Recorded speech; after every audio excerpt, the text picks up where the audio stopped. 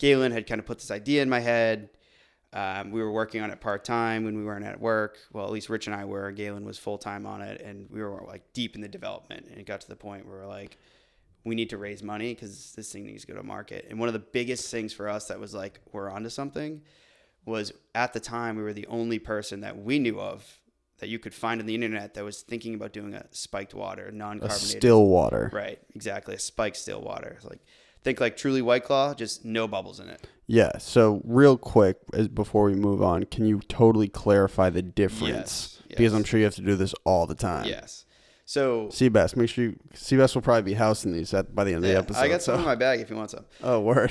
So basically, that's exactly what it is. We said, we really like the Truly White Claw movement towards healthier drinks that are light, And the white chicks on the beach. Yeah, right. And now the guys love White Claws. It's like the biggest fad in the world. You love White Claw? Then you're going to love NOCA, man. Yeah, let's hope so. So I got NOCA in my cup. You just don't know it. So, that's basically what it is. Essentially, it's like we took a White Claw and we took the carbonation out of it. But there's other factors into it. Obviously, we have our own recipe that we had come up with a company in California, and it has more flavor than you would expect from like a White Claw. So you do have a little bit more of a craving for it than I would say you'd have for like a seltzer, because we originally had a drink where it was like really light and you could sip it and you could drink it super fast. But then we have a lot of great advisors working with us. Who are also investors, and one of them was really high up in like PepsiCo and all these places doing beverages, and she's like, "Is somebody going to go and crave this drink?" And so we basically you put a little heroin in it. We turned the flavor up, right? We used stevia. So basically, I'll give you the super high level on the drink. It's 95 calories, 2 grams of sugar, 3 carbs. Everything's natural, organic. It's ketogenic. Yes, which is wild. Yeah. There's basically nothing in it that's artificial. We don't use preservatives. And so the big thing that happened to us was we were working on this development, and then we saw this news article that the same company that makes Genesee, Seagram's, yada, yada, yada, they launched Pure Still, spiked still water. How did you said it, Genesee? Genesee, yeah.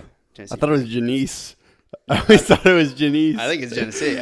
So continue, my fault. No worries. So, they launched Pure Still, which is basically the same exact thing. Okay. Same concept, I'll say. Very different products. As NOCA. Yes. Very different products, though. But for us, that was like, okay, this company does $1.2 billion a year in revenue. They just decided to launch a spiked still water nationally in every Walmart all over the country. Like, we're onto something. Like, they dumped millions of dollars of research into launching this company before they launched it. And so we took that as we need to be fast followers. Like, we need to get to market with a superior product. And so just really quickly, the difference between our two products, and please, not to like trash on Pure Still or anything, but they are the competitor. They are the competitor. Yeah. So basically our product is everything in it's natural, organic. There's nothing artificial. They use a preservative. We pasteurize our product. They started in a glass bottle. Funny enough, they moved to cans after we launched, but we're in the sleek cans. They're in like the chubby cans. You're in like an Izzy can. Right. You know Izzy? You're familiar? So we're in like a White Claw can. Yeah. Okay. Yeah. And so they're in like the traditional like Bud Light can. And also on top of that, like our base is completely different than theirs. They're a malt-based beverage, so they're not naturally gluten-free. We are, because we're in a fermented cane sugar, which is the same thing that like White Claw uses.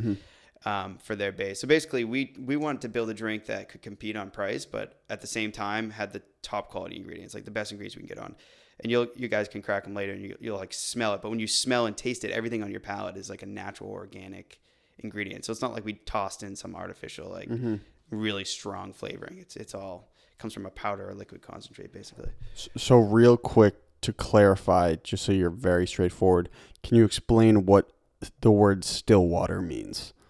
Yeah, still water is no bubbles. It's just water. Yeah, no bubbles. It's like when you go to a restaurant, fancy restaurant, they go spiked or they go, what do they say?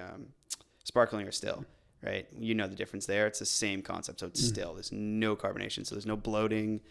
You can drink it ridiculously fast. Think of like a Propel or Vitamin I was going to say, it's like G2. Yeah. So with 4.5% alcohol. Yeah, and no sugars.